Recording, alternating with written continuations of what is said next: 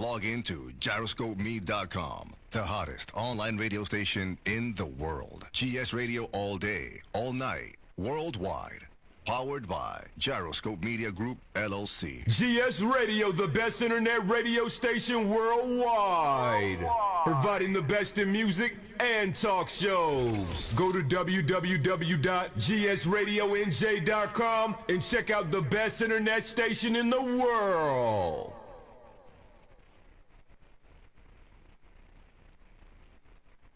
You're listening to GS Radio Internet Radio Station powered by GMG LLC. In the beginning there was Jack, and Jack had a groove. And after a while, a deep sleep fell upon him, and he went looking for a new groove. He began looking for a new nation, and it had to be a soulful nation. And he found it, and it was Soulful House Nation. And he saw a building. It was a tall building. It had 10 stories. And he entered the building and got on the elevator and pushed the 10th floor. But it stopped on the 8th floor. And that's where he found his new groove. And he began to jack and jack and jack and jack. And he knew that this was it. It was Soulful House Nation on the 8th floor. Get ready, get ready, get ready.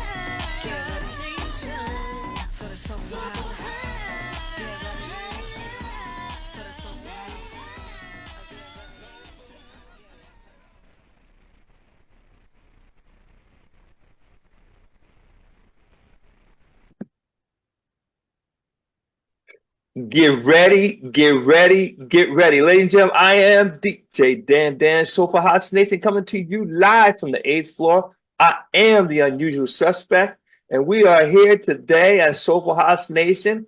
Our special guest today, ladies and gentlemen, somebody give me a drum roll. I need one. Is Tameil. Ladies and gentlemen, we're going to listen, let me tell you something. This is going to be really, really good. And he's a key person in the music game, and we're gonna have a nice little walk through his career, that kind of stuff like that. Oh goodness, hit the wrong button here. There we go. All right, so Tameil, tell us a Yo, little about you. what's going on, man? Hey, I'm out here grinding. You know. I hear that, man. That's all we got to do. Yeah. I just keep showing up. That's what I do. And that's how you make things happen. That's right. Well, so let's start with the easy stuff. Tell us a little bit about you and how you got started with music. So, of course, you mentioned my name. I'm DJ Tameil. Mm-hmm. Prodigy of Jersey, period. Mm-hmm. You know, I grew up on the house music. I grew up on a lot of different things. But let me tell you how I got started. Okay. Okay, so when I was a kid, Redman, a lot of people don't know that he was a DJ. Okay. So him and my other uncles were like, playing music all the time. And what I would do was watch everything that they was doing instead of, playing with other kids. Okay. So, our neighborhood, there was a lot of dudes DJing. It was, my uncles were DJing. Red got his turntables. DJ T Smooth was our neighbor down the street. Yeah, that was my man. I looked up to all the older dudes. I wanted to do what they were doing. So that's why it's important, like they say, whatever you're doing around the kids, kids soak it in. Right. So, music was my thing. And, I'll be sitting on the porch like this the whole time, or, on the steps in the basement or whatever, and I tell them all the time. I even mess with Naeem Johnson, because I learned a little from Naeem when I was a kid too. But I will always tell them like, yo, remember that little musty little kid that used to be running around the basement, oh, that was you. Yeah, it was me.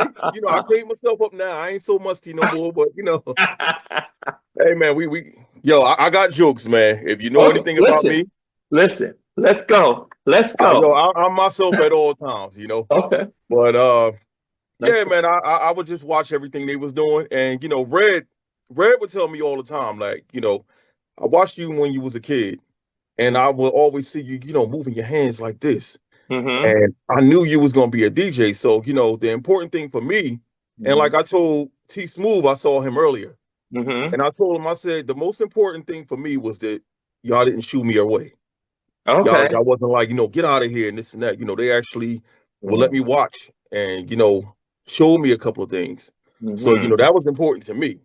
Right. And, I would listen to all of the music they played. I mean, from the Marshall Jefferson to, it went anywhere from house music to hip hop. Okay. And I tell Red also, he was important in that part because I did everything that my mother would do. Everything that my mother said is what it was to me at the time. So, she told me like, all of that rap stuff is garbage. And I'm just like, yeah, rap stuff is garbage. Okay. Until, Red was listening to like Biz Markie and Big Daddy Kane and stuff like that and brought it to me. And I was just like, I don't know, man, moms might be wrong, So, I mean, that was some of my beginnings, man. I guess as we go through the interview, we go a little further. But, that was my beginnings right there. Well, just to share something with you, I will tell you to a person, anybody connected to house music, including me, has roots in hip hop. I mean, and you know what though? You mentioned people like Redman like that, and what will be pretty interesting is to have sort of like I'm gonna say like a meeting of the minds, with because Redman's from Essex County, so I know he knows about house music, even though he performs hip hop, but I know he knows about house music. He's the DJ, Okay. And that's how I learned, like you'll be surprised at his music knowledge. Okay. it ought to be interesting, because I just met, I was in Atlantic City at the real estate convention, and I met Grandmaster D, and he knows about, because even though, like, let's say this is what we do, we still doesn't mean that we have limited ourselves to just whatever we do for a living or whatever, that kind of stuff like that. Right. So it's pretty interesting that you said that. First of all, I've been on Redman for a long time, but I never knew that he was a DJ. I knew he Yeah, rapped. see, a lot of people didn't know that part. Hey, But that's why he's so musically inclined, and the things that he speaks on in his music. I mhm, mean, not to go into a whole Redman conversation, but if you listen to his music, mhm, he's talking about, a lot of movie scenes. He's talking about, things that happen in music and everything like that. Like, he's very, mhm, very connected, man. Very connected in music. mhm. So, I mean, even in the music that he samples, you just like, yo, like you kind of deep in this, man. Right, right. Now, how about? Like down to the album covers and stuff like that. He don't like to talk about this album a lot, but one of my favorites was There's a Dark Side. And he Mm, made a reference on the album cover to the Maggot Brain, mm. the Funkadelics. Yeah. And Oh, you really going? Yeah, sevens, right? Huh? Yeah, yeah, man. yeah. Huh? So if you really pay attention, he kind of opens up your thinking, you wondering like, yo, where do you get this from? What is he referencing to? And Hmm. it opened up your thinking and gets you to Hmm. digging deeper. Hmm. Now, you started to mention. I guess you did mention some of your early music influences. Now, how did you get into the house? You grew up in that environment. How did you get into the Jersey club music? How did that happen? Okay, so a lot of people remember me from selling tapes and CDs from downtown Newark. Okay. And at the time, around the time when I got really interested in trying that, Hmm. we were playing like a lot of the Chicago records, Oh, okay. like the on the footwork and juke scene. So Mm-hmm. there was like the record T-shirt and panties, let me see your footwork. Mm. I Mm-hmm. mean, it goes on and on. But Mm-hmm. me and DJ Cool Lou was like, Cool. yeah, yeah, cool, Lou. I Yeah, just man. spoke to So him. Yeah. we were two of the biggest names on the market, at the time, as far as like the club music and stuff like that. Mm-hmm. So we would sell all of our stuff, and I'm like in a prime spot downtown. Like I'm right in front of Youth World, Mm. like right in the middle of Market Street. And Mm-hmm. uh not only are we dealing with the people that just regular shopping down there, people that's on break from work and this and that, but we was in the location where when school got out, so we Mm-hmm. dealing with all different crowds. Mm-hmm. When school got out, all of the schools downtown were like, they would all come downtown to catch the bus, so they Mm-hmm. have to cross my stand. And I'm Mm-hmm. just like, yo, I gotta have something new so that I'm thinking in the Mm-hmm. business mind, something Okay. that they gonna want to buy, something that's gonna catch their ear. I know Mm-hmm. everybody out here is playing this, they playing that. Mm-hmm. Yo, this Be More style is different than all of the Chicago stuff we playing. So why don't I get contact with them and see if they'll Mm-hmm. let me, break, because I ain't want to do it disrespectfully. Even though Gotcha. I could, just make the beats already and everything like that. I'm like, yo, I want to do this the right way. Mm-hmm. So I would actually go down to Be More and look for Mm. people. And one of the most important people, rest in peace, my man Bernie. He ran a record store down there named Music Liberated. Okay. He passed away, but before all of that, he would connect me with certain people. If I would call, and order new records, and I asked him questions sometimes, like, how can I get in contact with this person? Or, oh, you want to talk? Yo, Techniques is in the store right now. You want to talk to him? So he'll Okay. put me on the phone with people, and I know in my head, I'm thinking like, especially now that I'm older, I'm probably like, they looking like, the hell is this? And what the hell you want to talk to me for? But I'm like, yo, I mean, at that age, I'm like, I might have been like 17, 18, 19 at the time, and I'm just, I got this fuel like, yo, I got to make this happen. So I don't know if they're going to turn me down or if they're going to Mm-hmm. set me or what, Mm-hmm. but actually, guy DJ Patrick was the Mm-hmm. first one to take a chance on me, even though I was in contact with everybody else. but he was the first one to be like, yo, sell me this remix that you made and, put it on vinyl. I'm excited. Like, yo, I'm about to be on vinyl, bro. Like, I'm going to be on vinyl. I think, we must have got on this dude's nerves, man, because I kept calling him like, yo, when is it going to be out? I know you paid me already, but, when is it going to be out? But, yeah, shout out to my man DJ Patrick, Quiet Records. And the fact that the record came out, man, and I was on, I'm on, not only is he a legend himself, but I'm on this same vinyl with KW Griff, and I was just like, oh my God, like, yo. To me, like, that's like the old, because he was one of the people that I follow on that scene. KW Griff, Rod Lee, DJ Techniques, Scotty B, these is all people that I looked up to. Boo Man, all of them, And it was just like, I get to be on a record with not only one legend, two legends, like, what is this going to do? So from then, different DJs around the city is going to play. I mean, of course, because, Patrick's a legend there. But, it caught fire. Like, the DJs around there will play it, when it got on a Technique CD, got on a K Swift CD, and, rest in peace to K Swift. But, she was like the face of B-More. She was on the radio, and she was just that. Got you. She was that. Wow. So they will put records in her hands, and when she would play them, of course, she was like the Funk Master Flex of B-More, Okay. So she plays something, everybody's like, yo, that's the record right there. Okay. And that's speaking of Techniques, I just interviewed him in December. I saw it. I saw it. Oh, okay, you did. Okay. Yeah. Come on, man. I follow. Okay. Well, thank you. Now, how about this? How about some of your favorite artists, like some back in the day and today's music? On all fronts there. What was some of your stuff that you listened to?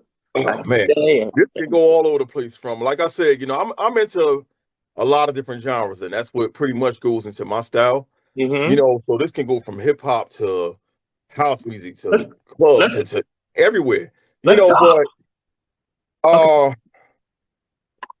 one of the first ones I gotta mention, and it's always going to be that Redman. Okay. Because I always feel like if I had not been around him and he had not put me, there's a specific moment with him. He was DJing my uncle's wedding. And I had only, with him, T Smooth, and all the rest of them, I had only like did this like in private. I never played music in front of people outside of them.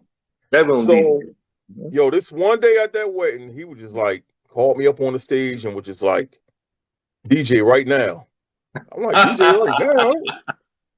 Okay. It's a whole lot of people in here. Like, even though this is family and everything, but hey, bro, I ain't never do this in front of you. Nah, DJ right now. I remember, bro.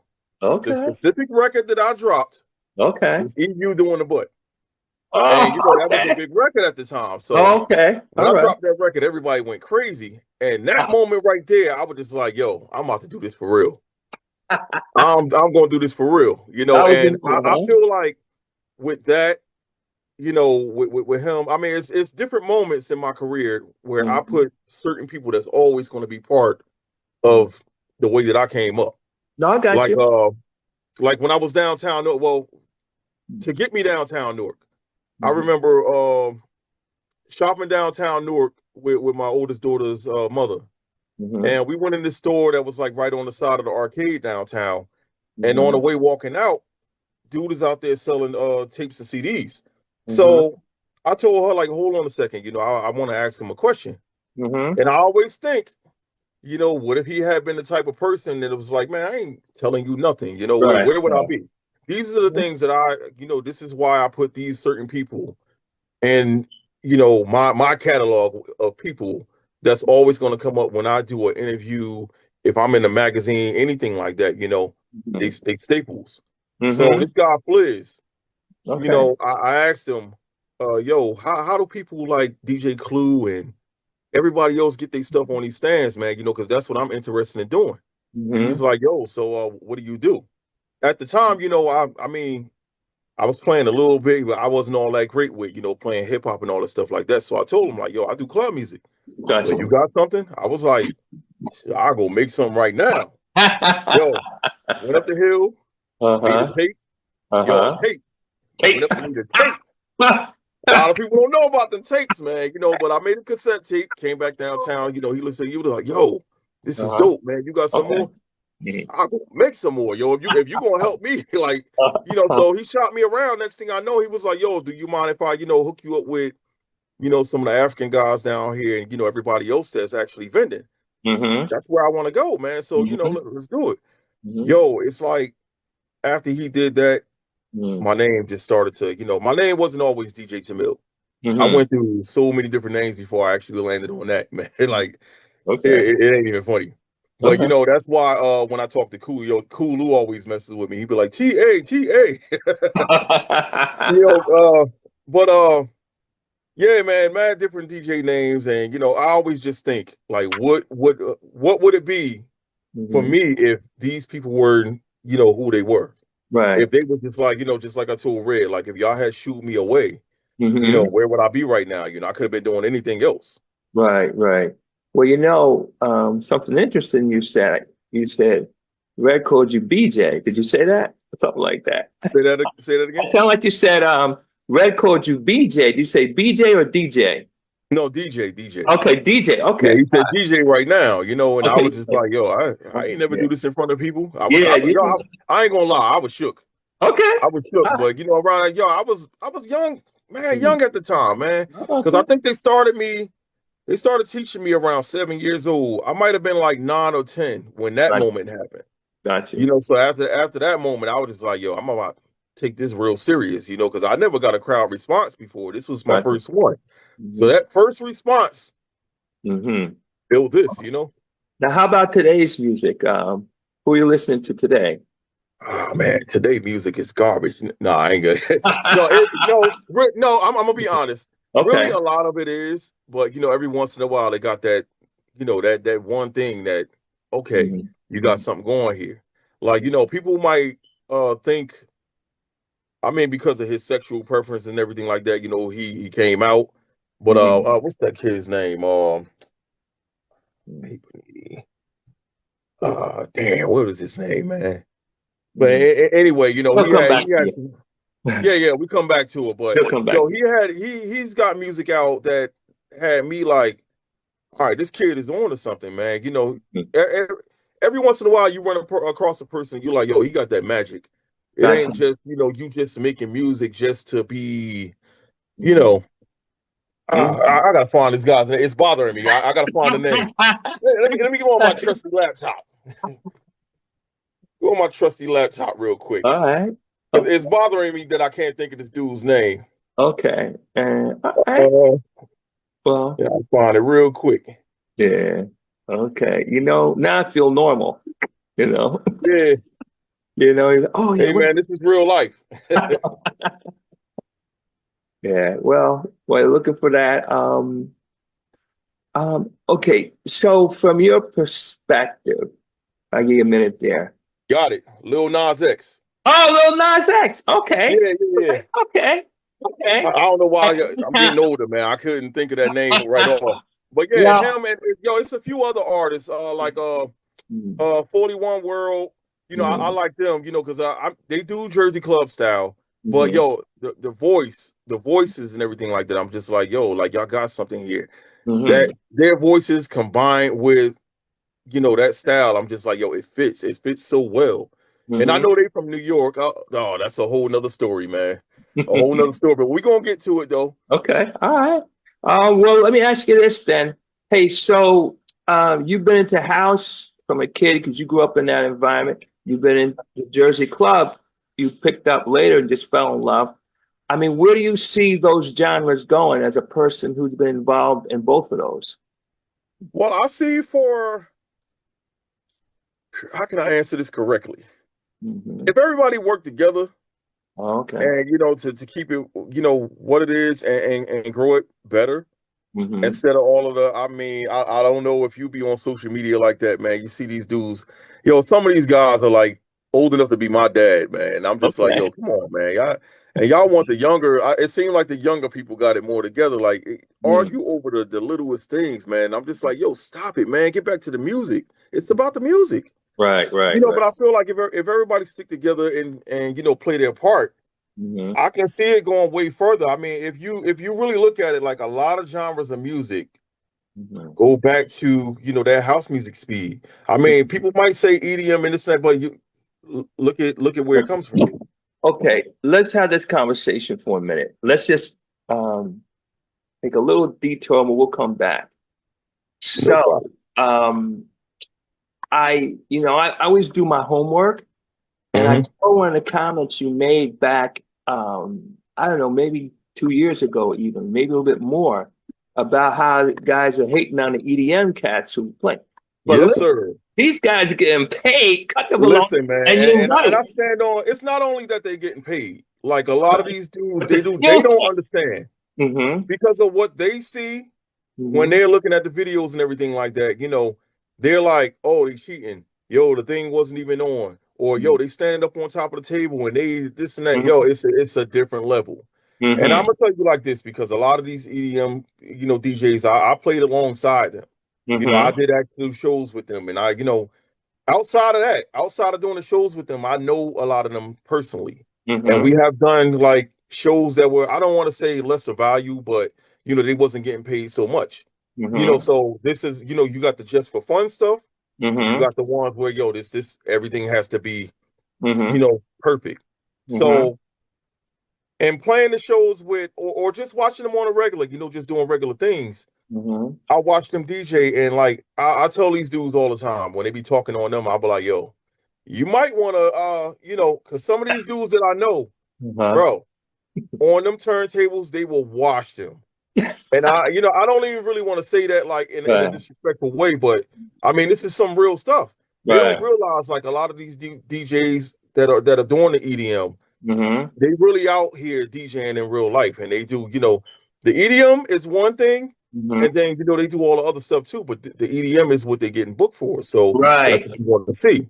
So, what I tell people all the time, like when they come at them, I'm like, you have to realize this is bigger than just DJing. When they doing those shows like that, right. These guys going out here getting paid $300,000 to do one show, right? So you got to think about it like, okay, the average DJ gig out here, nobody's really trying to give you that type of money. It's this is a regular DJ gig, and this is not a diss to anybody because this is going on my gigs too. I'm not walking up in every venue and expecting to get $300,000. Shit, a lot of them I'm not expecting to get that, But you got to realize, like when they put together these shows, that this is a whole different type of crowd. The demographic of the crowds they got, these people are paying like 150 upwards of like $250, $300, $500 to get in.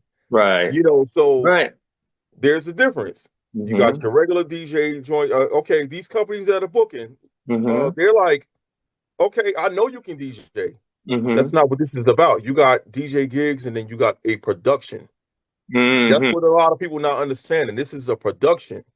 So everything that's in the show on this production, the lights are synced to the music to a T. And if anything is off by a millisecond, the show is ruined. So you think all these people that's paying all of this money to come into the show, all right, put it like this. If you go to see Beyonce and there's a malfunction in the show and everything is not in, you just like, oh, no, I know that wasn't supposed to be like that. From when I'm used to seeing her, that was off. People going to talk crazy about it, and it possibly, depending on who the promoter is, they be like, oh, no, I ain't going to no more shows that they put together. It's the same thing with these, man. It's a production. So you got to separate, and I tell them all the time, you got to separate what as DJing a regular gig and then these productions. There's, it's two different things. Whole nother level. And, a lot of them don't understand that. They think it's, oh, no, you got to go in there and show your skill. They know these dudes got skills, but that's not what this is about. Let's say you got the pre-recorded set and he decides, oh, nah, man, they talking trash and this and that, so I got to show them I can really DJ. Now, they get on there and do something, and let's say something is off by a second. Now, the lights is not syncing, this and that. When they doing these shows and they got huge sponsors, so that's why this dude would get up on I'm going to go, for instance, my man DJ 4B. He's from Jersey, but he's out here now. Like, this is one of the only dudes that I know that has a Jersey Club song, a official Jersey Club song with Chris Brown. Okay. Now you think of that level right there, like Right. this ain't something that he just remixes, it's a real song. Mm-hmm. So you thinking like this is what happens. They got sponsors and everything like that, depending who it is. This dude hops up on top of the turntables. He's walking across. You see him standing up on top. They thinking like, yo, he's doing too much. No, this is part of the show. He's supposed to do that, get up there, take that Hennessy bottle because it's sponsored by Hennessy, and he ain't even got to be drinking it, really. You got to take that bottle and turn it up. Everybody in there is there to see him. So, and this is something I learned too. And this dude is younger than me, but on the business part, these are things that I learned from the guys when I'm out here with him. He takes that Hennessy bottle and turns it up. They think he's drinking it out in the audience, so everybody in there, he's drinking Hennessy, so I got to go get some Hennessy. That's what it's for, man. Like, it's not, now on a regular DJ gig, I'll tell you like this. And this is my man, DJ 4B, love him to death. Got you. I met him at, I think it's actually closed now. I met him at a spot called Blackthorn. Okay. It's right off of 22. I know exactly what you're talking about. Matter of fact, a buddy of mine used to work there. His name Arnie, and another buddy used to work there. And it's Blackthorn. They were the same people that used to have the place in it was an Irish pub. I forgot exactly what it was. The same people. Okay, all right. We're connected all over the place. So get this. I got introduced to him at that particular spot. And I ain't gonna lie to you, man. He was murdering it in there. And I'm just like, I'm happy to know him. I get introduced to him and I'm like, I can see like he ain't gonna just, he might do this spot, but I can see him going places. Next thing you know, he's doing like he Deco Lounge, all the joints that don't exist no more. But then he moves from there to, he hooks up with my man Diplo, which is another, okay. People don't know. It goes deep, man. And like people talk about him too. Diplo. Right. Diplo. He be doing this and that. He ain't really DJing that, man. Diplo will DJ you up under the table, man. But back to where I was going. Yeah. It went from me meeting him in Blackthorn to he just excelled, man. Next thing I know, I'm seeing him on billboards, Atlantic City, and this and that, and this is where he's still at right now. And I'm just like, damn, like they don't understand, it's a difference between Blackthorn and DJing that I hope I'm saying it right, Harris and Harris and stuff like that. He's all over the place, worldwide. And I'm just like, people look at me like, on a certain level, but I'm looking at these dudes also like, you went from I saw you here to, and they don't really understand that you found this niche, and there's a different crowd that comes to that. Like I see dudes, I'm always gonna love house music to death. Right. I see dudes out here complaining that they got trouble getting people to pay $10 to get in. Right. It's like, like it make sense, so how you gonna hate on these dudes if they figured out a way? All right, all I gotta do is just put this up on my page one time, and I'm sponsored by these people and this and that. I go up here with this one flyer and I'm doing boom. They got me doing a production, not just DJing. So I don't understand the whole it goes back to, like I said before, you see these dudes, they pick with everything. They bicker back and forth, and I'm just like, for what, man? Like, if everybody finds their niche, if you find your niche, then just go with it. Do what you do. Stop worrying about what everybody else is doing. Gotcha. And that's why me and Mustafa and Nix in the Mix is like, we out here doing our job, man. You can say that you don't see me, you just know I'm going. Now, so Jersey Club is like really, for example, when I DJ with younger folks, that's a staple, but that's on the black and the white side. So it's not a thing that it's strictly this audience, so it's really has crossed over. I mean, Oh, it's, I mean, bro, it's in Japan. It's in yeah, Japan. Everybody's doing it. yeah. Like So, if I don't know if you know about there's a group in Japan. I might be wrong. I don't know if they Japanese, Korean, or whatever they are, right? Mhm. There's a group called New Jeans. New Jeans. And you know, Okay. this is a whole different language, but they do it. Okay. Jersey Club. Yo, everybody in all of these different places all over the world Hmm. are doing Jersey Club music, but Hmm. probably never been to Jersey a day in their life. And I'm just like, yo, this is something that we did. Like, Hmm. you know, and on that point right there, with me saying we did, you know, Hmm. I always got to include, and I told them, you know, I got them forever. Hmm. When I dropped, okay, we solidified a date Hmm. as October 31st of Okay. 2001. That's the date. I mean, even though we were doing it before that, but Mhm. we kind of look back and we just look at this date and you know we just put it at that because Mhm. I know it was like after 9/11 had happened. So Mhm. I had created a thing called anthrax. You know, everybody had the Mhm. joke. I mean, no disrespect to Mhm. anybody that passed away in that, but there was jokes going around at the time about the anthrax. They're like, yo, Mhm. you gonna open up your Right. mail and there's gonna be Right. anthrax and this and that. Oh I yeah. was like, yo, so anthrax is everywhere. So yeah, I'm gonna use that, you know, because I'm everywhere. You know, I want to be everywhere. You Uh-huh. know, so I made up Anthrax Street Team. You know, I had a bunch of teenagers that used to come to my stand every day, and Mhm. you know, they was part of like the promotion. So Mhm. I was like, I decided I want to do Anthrax Records. Mhm. There used to be a pressing company over in Mhm. East Newark called Sun Plastics. So I went Mhm. over there to get my first vinyl pressed, not knowing at the same time that Doughboy Okay. and Smooth Killer and them, you know, Okay. official ghetto style. That was their Mhm. name. They were Mhm. putting out a record at the same time, which had also a remix of Michael Jackson Butterflies, Okay. and Okay. it was you know to be more style. So I Mhm. was like, yo, we got something here. Like we got two records out at the same time. So you Mhm. know, shout to Doughboy, Smooth Killer, you know, everybody that was part of that crew. You know, Mhm. DJ Crom. Um, I'm never gonna let you know because it always seems like they get left out of the story, and Mhm. I'm as long as I'm here, I'm not gonna let that happen. Got You know, you. because Got that's what you. solidified the genre. And you know, after that, you know, everybody else came along. You know, Brick Bandits, and Mhm.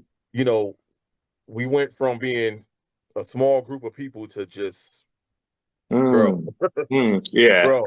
Every time you turn around, you know, it was somebody else. But you know, we had more structure in back then where you know we stayed on top of everybody and Mhm. made sure that they were doing everything right as far as production. Um, we not only producers and DJs, you know, we had like everything. We had graphic artists, we had, you know, this and Mm. that. But nowadays, it's like I won't say that it's a bad thing. It kind of is a bad thing Mm. because nowadays you have like you know you got the softwares out here, and let's say for instance Fruity Loops.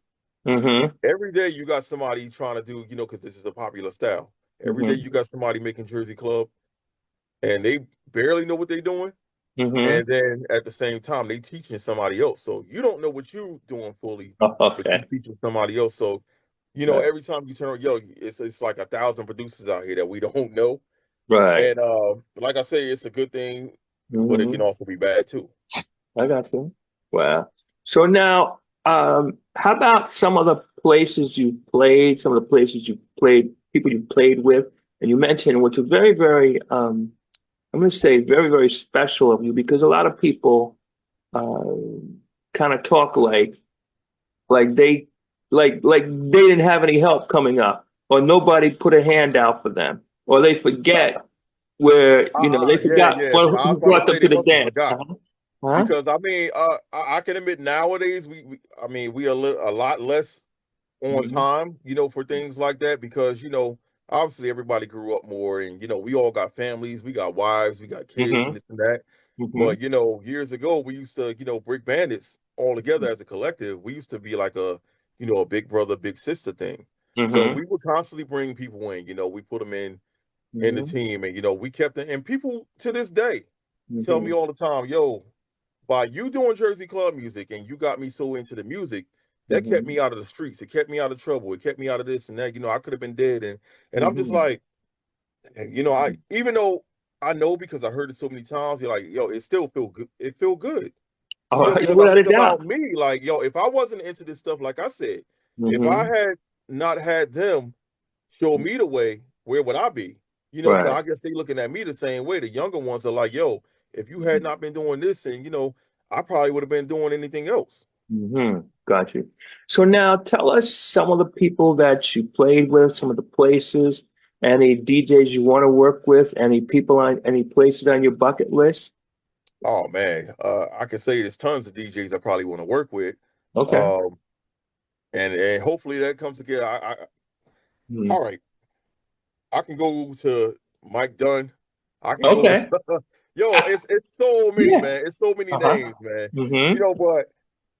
But places I've been and people that I played with so far. I Mm-hmm. want to go back to my first tour, and Mm-hmm. that was two guys from Chicago. Rest in peace, my man, DJ Rashad. But it was Mm-hmm. Rashad and DJ Spin. And my first Okay. tour, we basically lived in we basically lived in Paris for like a month. Okay. And yo, Okay. it was so intriguing because I'm learning about their culture at the same time. I mean, more than I thought I knew at the time. Mm-hmm. Because we were already playing records from Chicago, but it was deeper things that I didn't know. Mm. So while we were roommates, basically, I'm learning different things. These was the first two dudes that I seen produce an actual record on a phone, on a cell phone. Okay. And that record came out on vinyl, and I'm just like, what the yo, I watched them do this in the room, bro, like on a phone. Okay. But like I said, it was so much that I didn't know about the culture. I learned from them. They learned things about, what we were doing with the Jersey culture and the B-more culture, because a lot of people forget too. I'm Mm-hmm. also a B-more producer, even though I didn't live there. But Mm-hmm. that's where my first vinyl came out in B-more. And to this day, I got the shirt on right now, Okay. All right now. Unruly Records. I'm still with Unruly Records. Right. So That's you Kid Me, Scotty B, Sean Caesar. okay. Um, yeah, I can go on and on, man. But Okay. those are Anybody want to? Now you said, are you talking about DJ Spen, SPEN out of Baltimore? no, not that one. This is Oh, DJ SPINN. okay, I know you're talking about. Yeah, Okay, yeah. got you, There's a crew called Tech Life. got you, got you, got you. Ghetto Techs. Okay. So, yeah, Okay. man, we became like brothers at the time, and that was like one of the most dopest moments, man. Mm. And that's when we got with the record label Movie Tracks. Mm. Um, bro, it's so much I can say. I mean, it was a learning experience being out there. I Hmm. mean, from the different places that we traveled to, and I can actually remember going to Stockholm, Sweden, and Okay. I'm already impressed because you know I've seen things like this on TV before, but I never experienced it, Mm. in person. Right. I'm impressed by when we got picked up from the airport. I'm riding Hmm. in the back seat, and I'm just looking like, oh snap, yo, the steering wheel is actually on the other side. We driving on the wrong side of the street. No, this is the right side, but nah, yo, this is different. But yo, moments like I have to give this first tour because I learned so much on that tour and experienced so many things that I wasn't used to. Right. Okay, back to Stockholm, Sweden again. Hmm. We're riding in this car that I'm so amazed by because we on the Hmm. wrong side of the road to me, Yeah. I and the know. steering wheel is on the wrong side. But Uh-huh. listening to the radio, Uh-huh. and I knew that I had to go to a radio interview. Uh-huh. Right from the airport, I had to go straight to the radio and do an interview. So Hmm. as I'm listening to the radio, they was like, "Oh, this is the station right here," and I'm Hmm. just like, I think I told this story so many times before, like in statuses on Facebook, but I'm just like, "Yo, this is how amazing it is to me." Hmm. Like I know what I've done out here, but I'm humble born, and some people say that I'm too humble, but I'm just like, it can be. I learned that it's something that can hurt you too, but Hmm. this is what happened. I'm listening to this station. They like, yo, this is the station that we going on right now, and you got an interview next. Hmm. But I'm listening and I'm just like, wait a minute. This is Robert Cool Bell. Yo, Cool in the Gang is Yeah. interviewing right now. Uh-huh. I'm just like, yo, in my head, who the hell am I to go on to get on that same microphone after Cool in the Gang? Yo, like, but I'm finding out different stuff at the same time. I'm listening Mhm, as we ride into the radio station, and mhm. this is my first time that I'm learning that Kool and the Gang was from New Jersey. Yeah. And so all of this blew my mind, and I'm just like, like Mhm, legendary group. Who the mhm. hell am I to go on the mic after them? They from New Jersey, same place that I am. Wait a minute, they said Jersey City. Yo, Jersey that's right. City. Yo, a couple minutes away from me. Yo, Uh-huh. all of this blew my mind, man. So it Uh-huh. was so many different things that happened on this particular tour that Right. just had me like, but we went from Stockholm, Sweden to Strasbourg, France, if I'm saying that right. Mm. Uh Swiss. Uh where was the other places? Mm. I mean, it was so much, man. Yeah. But Well, that's I mean, good. it's other different places I want to play. I mean, I want to play Australia. I mean, let me Right. put it in this way. I want to play in places where I know the people are onto this style and they Mm-hmm. accept it by. I don't want to just be anywhere just because I think of these places like, let's Mm-hmm. say for instance, I'll be like, yo, I want to play in Argentina.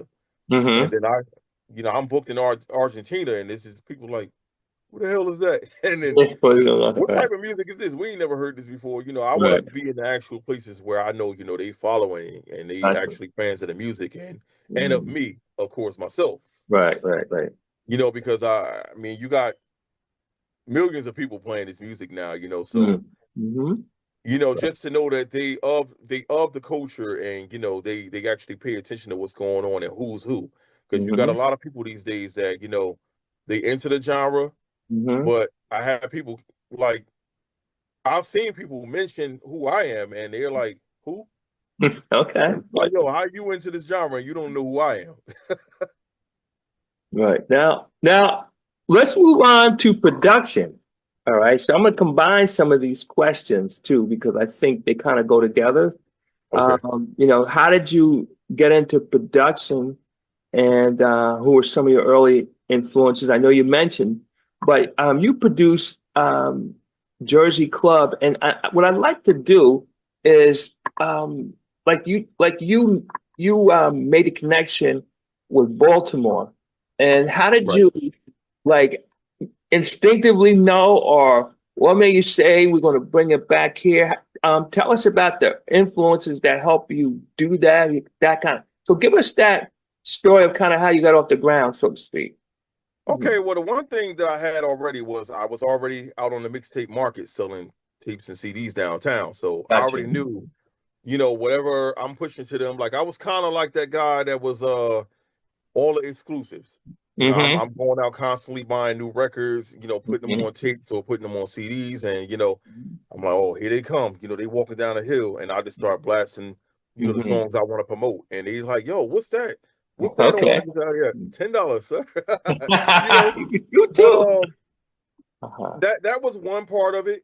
Mm-hmm. I want to go back a little bit to me learning how to produce records. I got to Mm-hmm. shout out my man Mark, DJ Pro.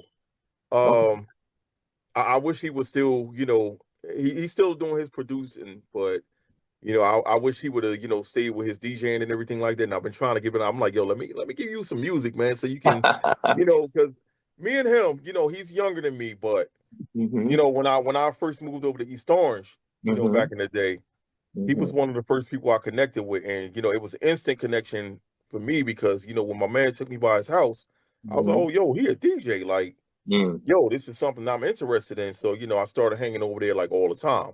Mm-hmm. Me and him, besides, playing, on the turntables, he Mm-hmm. had got his hands on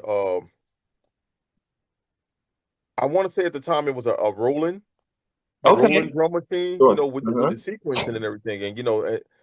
And keep in mind that was a key word, Mm-hmm. sequencing. Good question. All right. Uh-huh. So he started to learn little things, and I would sit there and watch him, even though he's young. And I always say to people, just because you older than somebody don't mean that you can't learn new tricks. You can't Mm. learn from them. You can't never Right. think that you know everything. But you Right. can always learn something. But I'm watching him. He knew how to hook up the MIDI. I didn't know Mm-hmm. nothing about MIDI and all that stuff at the time. Right. But I watched him do this, and because I had only know at the time we had the what was it? It was built into the mixer too. Uh, Gemini. Okay. All right. Gemini had first I think they had the 4 second sampler, then the 8 second, Okay. and I think at the time I had got a 16 second. And Okay. I felt like I Oh, was the look at. truth because I had that 16. I was looping stuff and just putting it in the mixes. And I'm like, I just created a new remix. He like, yeah, that's one thing. But with this right here, you can program the pads, to go with this, so you can trigger the sounds. I knew nothing about that, so Gotcha. watching him at the time brought me up to speed with, what I should be doing. So I think the first thing I had got was oh no, I had got my taxes one time. That's what happened. I took that whole check. I bought my daughter the things that she needed, and then I went straight over to New York. I got me a Boss DR 770, and I got a SP 202. Okay. For whatever reason, I couldn't get them to link up right with the MIDI, even though I knew how to hook up the cord and everything. I don't know what I did at the time. Took a little bit longer, and a friend of mine sold me a Kai Remix 16. Now I hooked this up with the Boss DR 770 that I got, and I'm able to trigger my sounds from here to there. I'm like, all right, now I'm already into the studying music thing because of Red, which brought me to DJ Premier, and this is a key person, DJ Premier. DJ Premier made me pay attention to how samples, like fine chopping samples, and that goes into the style that I have. He would, I guess, so that it wouldn't get picked up, and he wouldn't really have to pay all of this money to do the samples. Like he would fine chop things so crazy where you can barely tell that it came from this song. But I was good with picking things out, so I would hear like one or two little sounds, and I'm just like, he got that from, this record or whatever like that. So that came into my production. And, when I put records together, I'm like, I'm dragging sounds from, I might steal a kick. I would steal it. I steal a kick from this record. I'll take a snare from over here. But that was part of sampling. So, yeah, man, that was the whole thing with it. Getting these machines and, learning how to sync them together and put these sounds together. I hate that I use that word sync, but that's pretty much what it was. Because you say the sync word around these DJs and they just go off on you. Like, oh, you're using the sync. No, this is something different, man. It's production. So I mean, getting these sounds to trigger from this drum machine, and then over here. Now I move up into the I think after that I did the MPC 2000 for a little bit, and then shout to Shahir Williams, man. Okay. Shahir sold me his MPC 60. After that, I went crazy. Okay. I didn't get no instruction manual, no nothing with it. Okay. I remember this one particular night. I said, I'm gonna sit up with this thing all night until I get everything in line, and I'm gonna make a track. I'm gonna make an actual track with it. I was so happy when my eyes was completely red. Well, the next morning, but I got me a track. That gives you a track, right? So from there, I mean, I know I'm taking kind of long with these answers, but I'm telling you exactly where this goes. This leads up the road into me running into Acid Pro. So when I get on Acid Pro, I had, who gave me this program? I think Crime was the one that gave me this program. Okay. I knew nothing about computers, all this stuff at the time. This everybody didn't have computers yet. Not everybody. So I caught a deal on this computer, of course, from being downtown Newark. Guy walks up like, yo, man, $50. I'm like, $50 for a computer? Heck yeah, let me get that. He throws the programming with me, and I don't know how to use it for months after this. I'm just like, I know that they keep saying you can make music with this. Man, I don't went out and bought the packs with the, the sound kits, all types of stuff like that. I still can't figure out how to use this thing. I go by Crime one day, and he showed me a little bit, and then around this time I'm hooking up with Brick Bandits. Rest in peace, my brother Tim Dollar. Okay, yeah, I know. Me and Tim Dollar. Yeah. Me and Tim Dollar sat down with this program, and I think we learned things on this program that they didn't even know this program can do. I mean, I'm talking about the company that owned it. Right. And Yeah, we learned everything from producing tracks on it to mixing the whole CDs with it. But this is where I am to this day. Acid Pro. Mm, wow. Wow. What's crazy about that is that you so I've had Logic, Native Instruments, I've had an Ableton Live for years. And the issue is like a lot of people don't realize, you got to really sit with this stuff. And so I remember two things. Okay, number one, I was talking with DJ Beloved about it. He said the way he did it was he just had to commit to it to learn how to do it. Then you learn things as you go along, but he had to really commit to doing that. Now, I'm gonna tell you something. Don't listen to Beloved, man. Beloved will have you thinking you can do everything he do. It ain't gonna happen, bro. I'm telling you right now. Nah. Shout my man. Yo, that's my brother. Beloved. Yeah. Known him for years. Love that brother, man. He is an absolute beast. Yes. And I'm pretty sure you know that, man. He is a beast. But don't let him trick you into thinking that you're just gonna pick up on everything that he know, man. Yes. And he kick, he be having me cracking up. He come up on there, yo. I got something for the pumpkins today, and this and that. Yo, I be cracking up when he say that. But don't let him fool you into thinking that you'll just pick it up right away. I mean, it goes back to like you said. You got to sit there with these programs. You got to learn it, but also you got to choose what you're comfortable with.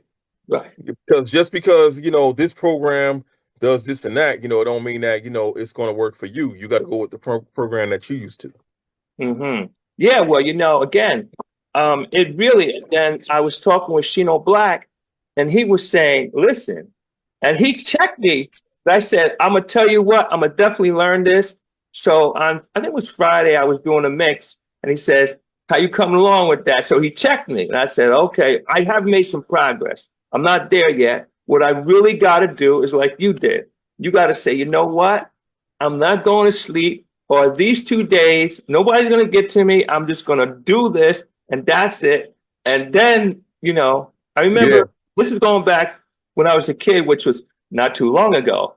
Anyway, so my cousin Juju wanted to teach me how to ride a bike, and we were out there all day, and I couldn't get the balance thing right. Couldn't get the balance, and we were there from like the morning till the night. Then we had to go back home because this was in Carteret, and then we went back to Patterson. I'm from Patterson, proud Pattersonian, still Patterson. And then the next week I came back, I got on that bike and I rode. But I spent all that time. See, that's a lot of people don't see. They don't see the work. And I say all the time, most people want the baby, but they don't want to go through the labor pains. Yep. There's some. So let me give you a quick little. Okay. I told you I'm a comedian. In my own mind. I make a few people laugh here and there, but when you said the bike thing, right? I think to back in the day, when I learned how to ride a bike. It's so funny because I think this was a mind thing though. I could not get this balance thing right for nothing. No matter how hard I tried. I remember this one particular day, yo. Mom's brought back McDonald's. I ate that McDonald's hamburger, and after I'm done, all of a sudden I can ride my bike, and I'm just like, yo, it's power in that hamburger, man. Like, what's going on here? All of this trying I was doing, and it wasn't until after I ate that cheeseburger. So I think it was a mind thing, man. And I might have been around 5, 6 years old at the time, just coming off my big wheel and jumping into this joint, with the training wheels. And for some reason one day I was just like, yo, I'm tired of riding with my training wheels, and I'm seeing everybody else not. I don't even know how to do this yet, but I'm like, yo, I told a older friend down the street, yo, take my training wheels off. And then after that happened, I was like, man, why did I tell him to take my training wheels off, man? Because I don't, I can't ride this bike. Right. But that McDonald's cheeseburger got me there. Oh yeah. That's part of the thing. Now what about this? So you have Baltimore Club, you have Jersey Club. Is there a difference between the two from your perspective? does one have its like a little personality differences, or is it the same? Yeah, yeah. I would say this. Mhm. Each city got. I mean, it's not only Baltimore Club and Jersey Club. There's also Philly Club. Oh yeah, There's okay. some people don't remember. There was a guy named the original DJ Taj, not Quad's son. You know, Mm-hmm. respect to him too. You know, that's a little bro. But there was Mm-hmm. another DJ Taj from Alabama, and this thing was Mm-hmm. called Bama Bounce. He was doing Mm-hmm. Be More style club tracks too. And I Mm-hmm. met him like when I first started getting online, and I was just like, yo, this dude is a beast. Like Mm-hmm. he was making like 100 tracks a week.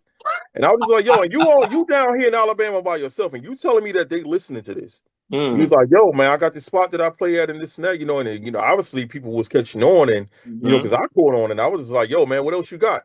You know, Mm-hmm. but um every city has their own different soul to it. Right. They're different, you know, different elements that they add. You know, like here, me and Tim Dollar came up with like a lot of these different things. I mean, everybody else also did too, but I'm gonna come specific to the sounds that we came on to. Like Mm-hmm. that bed squeak sound. Mm-hmm. That was a little John sample that he had in the song, and you know, Mm-hmm. actually it came out to him explaining recently that it's not actually a bed squeak. It was him rocking back and forth in the chair, and the chair was making sounds, but it sounded like a bed spring. So Okay. you know, as a joke, I added that into the music, and there was also other things like you know, TV commercials, everything that you know, everything that was going on around. We would Mm-hmm. take that and you know put it into the music, you know, Mm-hmm. and make a whether the song was funny or you know, you be like, yo, that's the joint right there. Uh-huh. Anything that was going to make a good song, we did it. Mm-hmm. Be more. We don't so much use horns and stuff like how they do. Mm. Um, Also, you know, I said before, you know, I'm also a Be More producer too, but you know, it was things that I knew about the style that you know helped me produce records that I needed to produce for them, Mm-hmm. while at the same time keeping my own thing going, you know, so that they know, okay, you know, that's a Jersey sound right there. That's that Jersey dude. You know, Mm-hmm.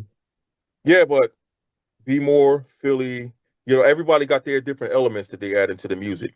And Okay. you know, I'm figuring just like how we did here, you know, things that was going on around us. Mm-hmm. Same thing with them. You know, whatever's going Right. on in that city, whatever they're going through at the time. Mm-hmm. Like Rod Lee from Be More, that you know, that's one of the Be More OGs. Mm-hmm. He had a song called man, he had multiple songs, but I'm gonna go with this one called Dance My Pain Away. I Okay. guess whatever he was going through at the moment, or he would see people around him going through, he put that into the music. Mm-hmm. So he's like, I'm gonna dance my pain away. I got Mm-hmm. problems.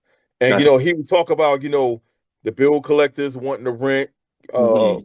you know, all of the different things that was going on. And you just like, and I'm pretty sure everybody else said, yo, I can relate to that, you know, because you know, that's what I got going on right now. But you know, Mm-hmm. everybody takes what they going. It can be what you're going through. I mean, because I used to do that with CDs I came out with too. I Mm-hmm. would name them behind things that I was going through at the time. Mm-hmm. Gotcha. You know, Right. and to see afterwards that you know so many people bought a copy of this, I'm just like, yo, man, people were really interested in you know not only the music, but you know what I got in the title or what song I might made on there that got to do with a certain subject.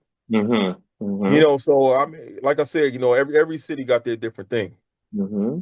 Now, how about some people that you work with and any people that you want to work with? Uh, That I want to work with.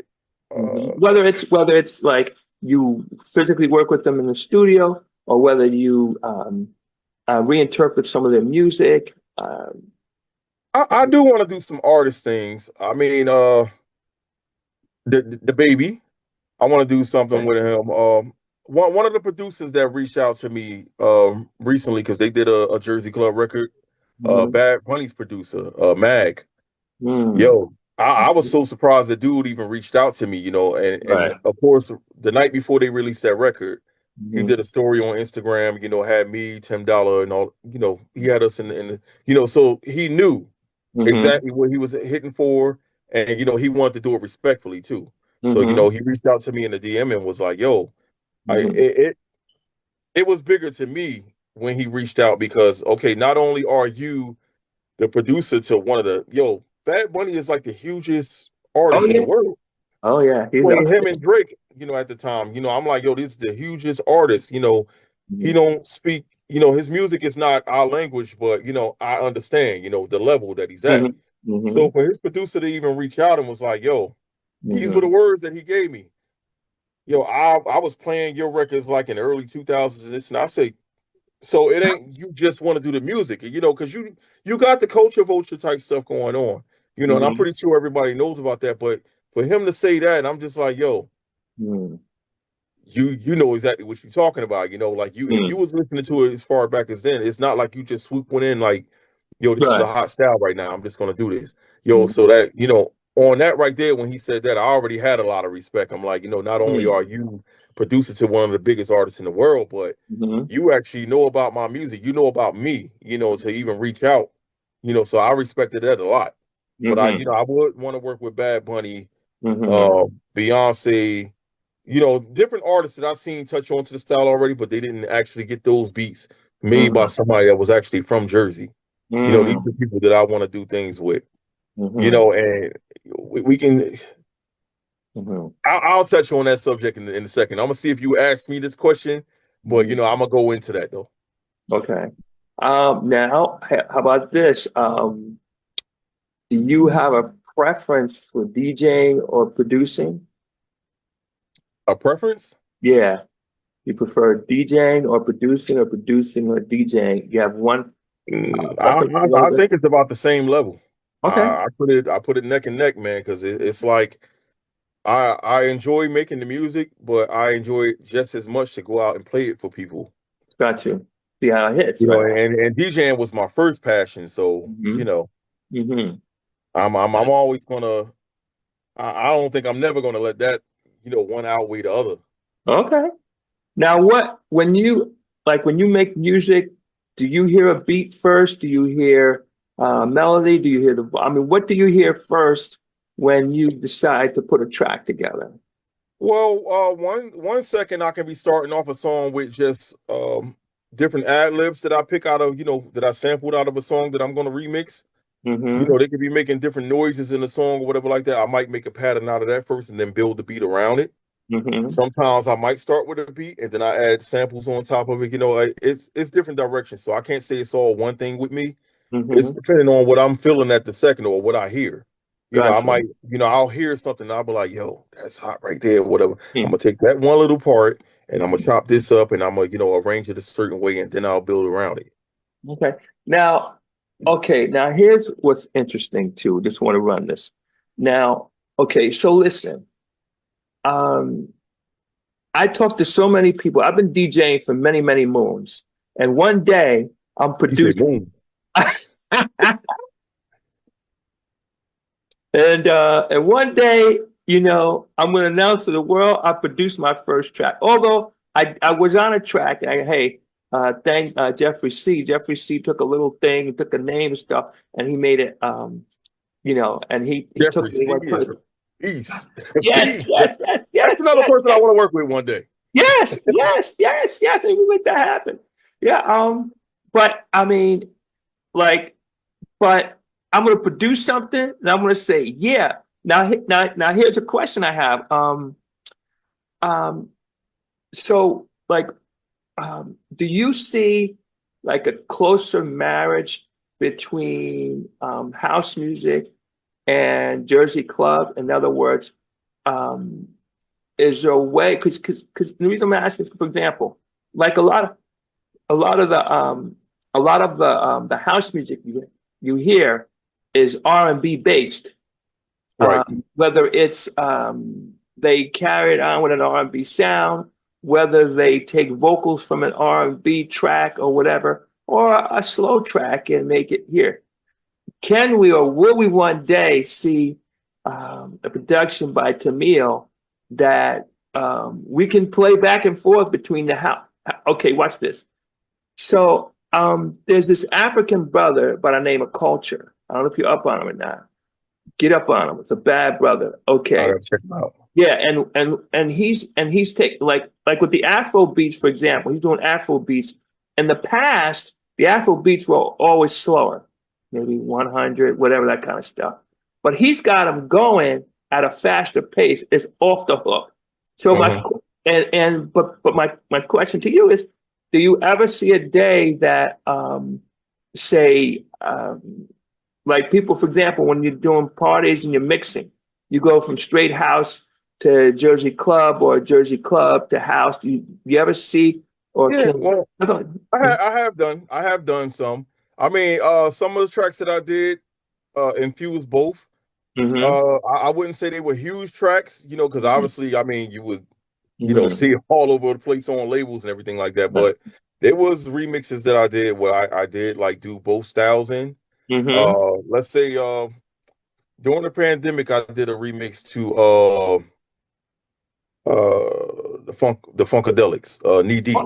Okay. And I put that style, I put both styles in that. So, you know, it's mainly house, but then it has a part where I break down into like the be more beat. And we pretty much already been down this road before. Okay, that I had like the house music crowd and you know everybody else involved in it when I first started this thing out. Well, when we first started this thing out, because we were at a speed that you can mix it straight in and out of house music. And nowadays they making Jersey Club music where, bro, I've seen some of the speeds at like 180, man, 180 beats per minute. Like you gotta be kidding me. Like I'm not going to out it because I mean I used to, but then I had to think about it. Like, yo, if I tell them that, you know, this is not acceptable, then I'm pretty much doing the same thing to them. You know, the younger producers that people were doing to me, like when I first started, you know, introducing this style out here. I heard from everybody. I mean, everybody and anybody that, yo, oh, they ain't going nowhere, man. This ain't gonna work, you know. This ain't well, who was wrong? Who was wrong? Hey, let me share a thought with you. You tell me what you think. It takes courage and endurance through that and persistence through that process when you're doing something new and you don't really have the people along the side of you cheering you on. They're not on the bandwagon and or they're discouraging you. I'll give you a perfect example. So I do a show called Soulful House Nation. Hey, we're doing this now, right? Right. Well, first of all, when I first started doing the show, I will tell you, I think it was me, my cousin, and 3 other people that were watching it. And now we can't. Yeah, but you know, I had to really push through that. And sometimes I say, well, you know, what am I doing here? And then too, that's how it happens, man. Yeah. And then the other thing too is that I started doing this thing called the Shazam Free Zone. And the whole point of that is to introduce brand new music. So again, in the beginning, it was like, now I'm starting to get people, but it takes a lot to push through that. Talk to us for a minute about, because I mean, it'll tell your story, but it also inspires somebody else to do something what's in their thinking. So tell us about when you started this thing and pushing through. Well, let me give you one point on that though, because you think about it like this, and I'm sure that I'm not just speaking for myself. I started out in my bedroom, DJing to myself. Then it went to maybe a friend down the street, you know, in the room, you know, there's 2, 3 people. And now huge crowds, you know, like everything is going to start somewhere.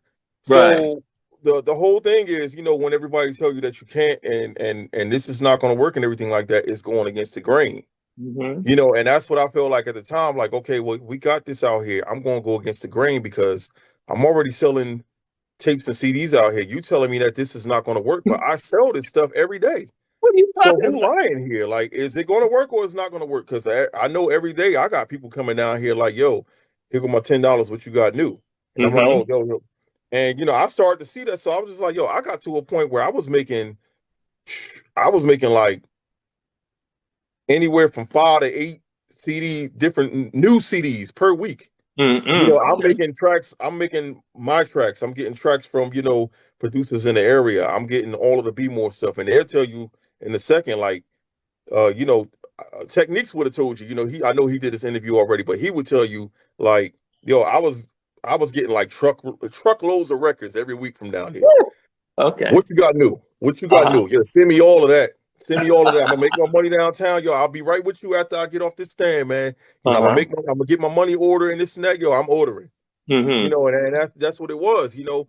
So I'm like, how are you going to tell me that this is not going to work when, you know, it is, which led into, okay, when I put the record out, I'm like, okay, I didn't have a distributor.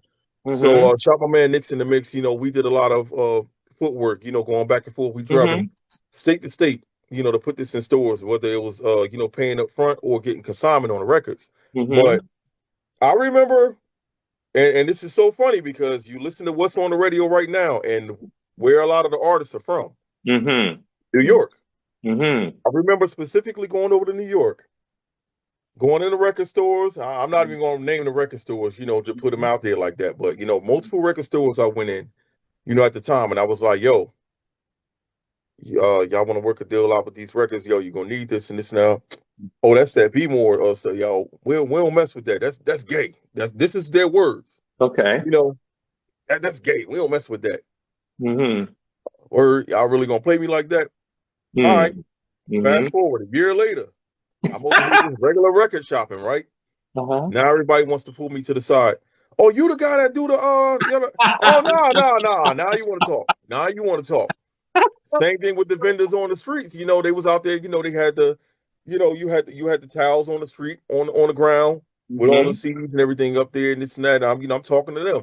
Yo, I already got stuff all over New York. Now at the time, I ain't gonna lie, man. At the time, you know, I'm like, I'm that guy. You know, it's me and DJ Cool Lou. This is what you know. Cool Lou. I'm like, so I got the market over here. Everybody has my stuff over here. I'm trying to spread out. I'm over in New York. What other place in New York? You got Clue, you got DJ K Slay, you got everybody else. All right, this is the style right here. And I know everybody getting on it because this is right across the water. When I get off from downtown, a lot of times I'm going over to Jersey City. And I know a lot of y'all coming over to the mall over there. I'm walking through with a radio all the time, you know, playing this stuff, and everybody stop me. Yo, what's that? Yo, that's the DJ Tameil. Like, yeah, I'm DJ Tameil. You know, and selling the stuff. Yo, no lie. Lil Man, DJ Lil Man used to be with me all the time. Shout out to Lil Man. You know, he was younger, way younger back then. Used to, you know, help me carry my CDs and everything like that when I went to go to BJ's over there. We walk through the mall. I come with a book bag full of CDs. Walk through the food court. Stand over by McDonald's or whatever like that inside the mall. Sell out everything. Come back with an empty bag. You know, so I'm like, yo, if I'm coming over here, you know, I know that y'all right across the water. You coming over here shopping and everything like that because it's one of the closest malls to y'all. But I'm coming over here, you know, and I know that y'all are selling tapes and CDs and stuff like that, and people over here on that style. Why not get some of my stuff over here? I can wholesale to you. Oh, nah, we don't want none of that. Them too. Oh, you got the. Nah, matter of fact, it wasn't even that. I came back and my stuff was bootlegged. Oh, wow. You know, all my CDs on the. I'm like, really, bro? But I came to you and tried to wholesale my stuff to you, you know, not too long ago. You ain't want it. Now you got all my stuff down here, bootlegged. Oh, it's okay.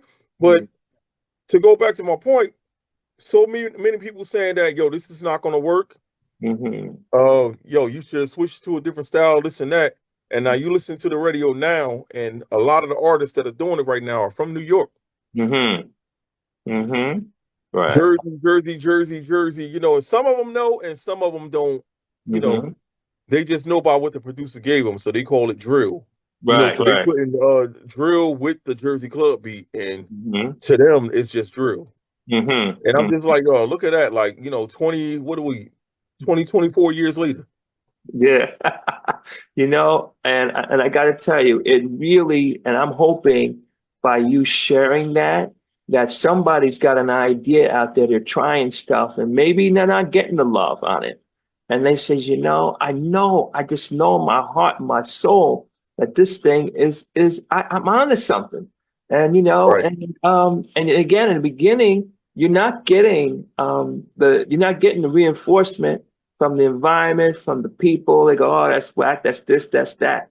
And then all of a sudden, boom, they go, wait a minute. Ding, ding, ding, ding, ding. Now I get it. Yeah. I try to Yeah. tell you.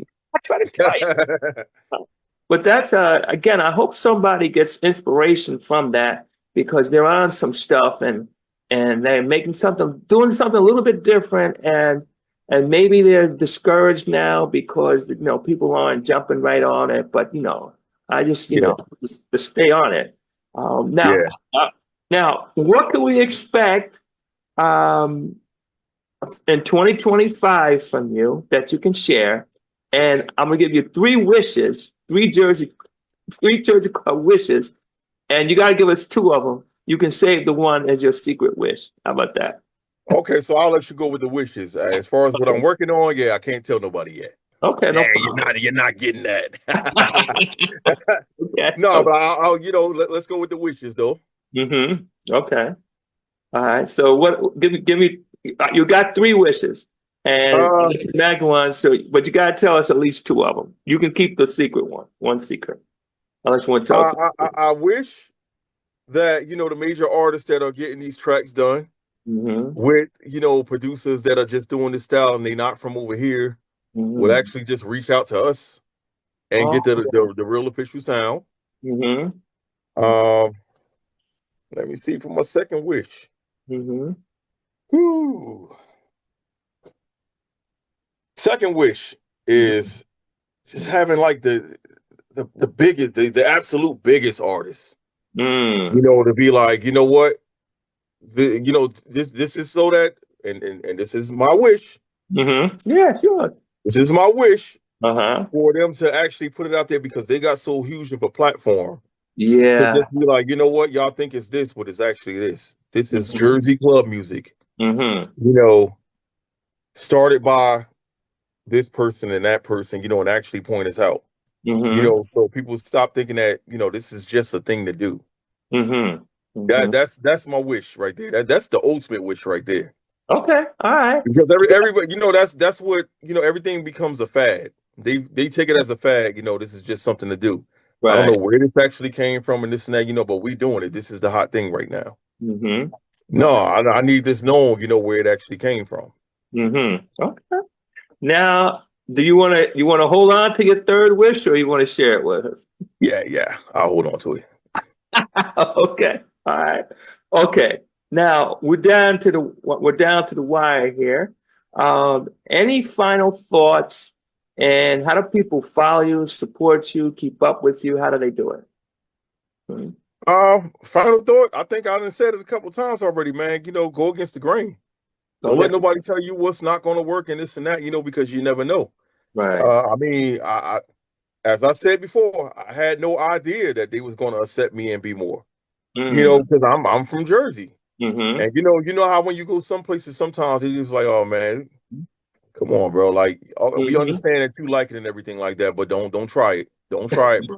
Mm-hmm. But they was actually acceptive and accepted me into their genre to do their thing, and then after they saw that what I had, Mm-hmm. we trust you to let's see what you can do. Mm-hmm. And the fact that I was able to, I mean, thank God I was able to prove my point. I was like, yo, I'm out here, Mm-hmm. you know, pumping this music all the time. So I know what I can do. Let me show Mm-hmm. you what I can do. And they Right. allowed me to show them. Mm-hmm. And, I was actually able to, get it done.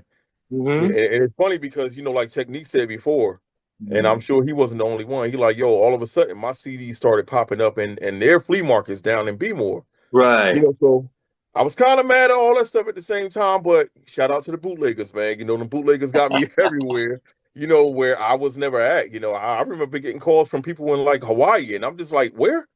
You're like, yo, I'm out in Hawaii. I got your CD from now. Yeah, I never been to Hawaii a day in my life. Like, yeah, thank you, bootleggers.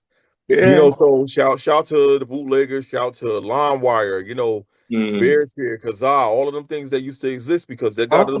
that got it to where it's at right now. People across the Mm-hmm. world know it because they was downloading from that stuff back then.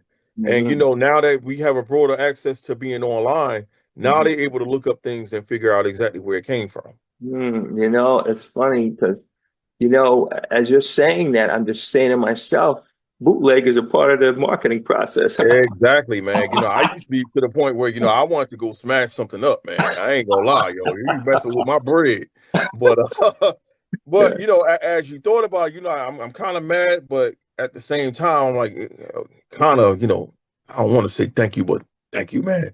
One of those, like, Uh-huh. thank you, man. Like, yo, you got me over here in places where I wasn't at, so Right. you can't be mad at that. And Right. now, they starting to ask, they starting to book you and everything like that. Mhm. But as far as like my social media, you can reach out to me on pretty much, Instagram, Mhm. Facebook, uh, Twitter, or now it's X, since Elon Excellent. Musk got it. But Mhm. everything is DJ Tameil, at Mhm. DJ Tameil, DJ Tameil. I had to spell that correctly because a lot of people Yeah. get it wrong. They put Right. my name is not Tameil. You know what I mean? They spell it Tamiel, and I'm just like, I would punch you for that, man. Like, come on, like, but it's like tame ill, it's Tamil. Okay. And an unrelated question as we close this down. Is that a Broncos thing in the back there? You daggone right, man. Denver Broncos. Yo, my whole hood when I was growing up was Denver Broncos fans, man. So I mean, all of my uncles, Red Man. Uh, I grew up, that area right there, 18th, 19th, and 20th Street between South Orange Avenue and 12th Avenue. mhm. We was all mostly Broncos fans over there, man. So All right. Well, listen. people always try to question my look, bro. This is my story, and Okay. you can tell it is real. My Hmm. favorite uncle at the time was a Broncos fan. So Okay. me being 5 years old, I've been a Broncos fan since I was 5 years old Oh, wow. Okay. because that was my favorite uncle that became my team. Gotcha. And because it was the same colors, now this is little kid mentality. Hmm. Because it was the same colors, I was like, yo, this team is the same color over here. So in basketball, my team Mm. became the Knicks. Got you. Okay. Here All you right. go. All And right. I can go back here and get my Knicks hat too.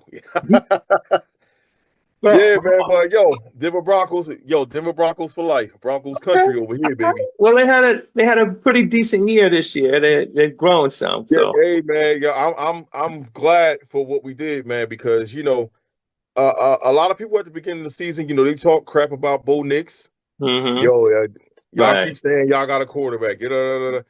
Yeah, man, everybody's going to go through their different things, but Right. I'm happy to finally say we got our guy.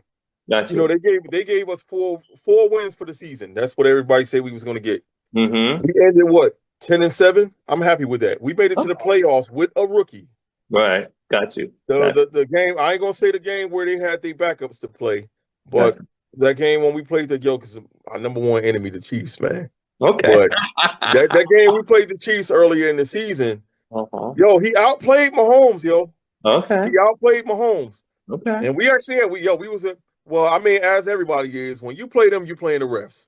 You playing the refs, bro. Like I don't want to hear nothing. I don't want to hear no excuses. You playing the refs. I gotta argue with my cousin about this all the time. This Chiefs Okay. fan. All right. But Yeah. yeah, man, Denver Broncos for life. Okay. All right. Okay. We got our 10-7. I'm happy with that. So everybody's like, especially I had to hear from Raiders fan. Yo, I seen one dude on the Facebook. He's like, yo, all these Denver Broncos fans is mad that they lost that playoff game. So, bro, y'all was the Hmm. only team in our division that didn't make the playoffs. Like, what are you talking about? The only team in the division that didn't make the playoffs is talking, man. But I'm like, yo, no, we not. I don't know one Denver fan that's mad that we lost that playoff game. Like, at least we made it to the playoffs. We haven't been Right. in the playoffs, Right. in Yeah. 8 years. Right. Right. Right. Right. 8 years, man. So coming off of winning the Super Bowl, at least we have a recent Super Bowl. And these teams that be talking, I'm just like, yo, like, shut it down, man. Like, you talking too much. Yeah, last time y'all had a championship or something like that, I wasn't even born yet, bro. Like, come on. Like, one of those, man. But, like I said, Denver Broncos for life. You see it. Okay. You see it. All right. Hey, well, listen. Hey, this has been a joy and a pleasure. Yeah, listen. Same here. Yeah. So, listen. I really love this, and we had a chance to really talk Same here. about, and just kind of flesh some of these things out. In my opinion, it was not in this conversation. It wasn't only about the music, but it's also, I'm hearing, if you have a vision, you need to go with it and flow with it. And you got to understand that, hey, listen, everybody's not going to be checking for you in the beginning. But Right. when you get it, then we, oh, okay, now, But what about now? Yeah, that's right. That's right. What about now? Hey, One of them things, like, back then you didn't want me. Now I'm hot. You're all on me. They're all on me. Hey, but you know what? Get the Yeah, that's one of the truest things out there, man. I will never stop playing that song because that's what it is. In a lot of situations, that's what it is. Oh yeah. Yeah. Hey, well, listen. Hey, again, my pleasure. DJ and producer Tameil, and we're gonna run this show. I think I don't remember the exact date, but it's gonna be very, very soon. We're gonna run it. And hey, Yeah, we're here for it. All right. Hey man, take care, man. God bless. Hey man. Soulful House Nation. All right, ladies and gentlemen, Peace. I'm DJ Dan, Soulful House Nation, coming to you live from the 8th floor. I am the unusual suspect. Get ready, get ready, get ready. You got to drop the bomb on them, man. Okay, boom, okay. All right. Take care, Peace. blessings to you. Same to you. Okay, all right. Take care. Later.